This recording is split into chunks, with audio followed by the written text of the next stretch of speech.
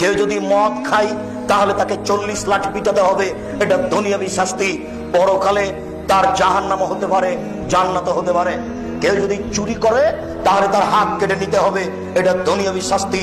পরকালে তার জান্নাত হতে পারে, তার জাহান্নাম হতে পারে। শুনুন, কেউ যদি বিবাহ করার পূর্বে জেনায় লিপ্ত হয় তাহলে তাকে 100 লাঠি পিটিয়ে এলাকা থেকে 1 বছরের জন্য তাড়িয়ে দিতে হবে।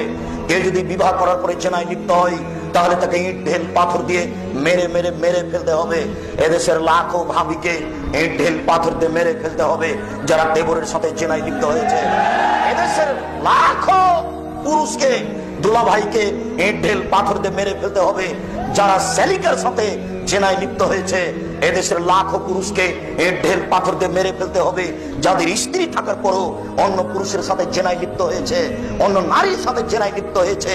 এদেশের লাখো নারীকে ইট ঢেল পাথর দিয়ে মেরে ফেলতে হবে যাদের স্বামী থাকা সত্ত্বেও বেহায়া, বেশরমা, লজ্জাহীনা আর একজন পুরুষের সাথে জেনায় লিপ্ত হয়। এদেরকে ইট ঢেল পাথর দিয়ে মেরে ফেলতে হবে।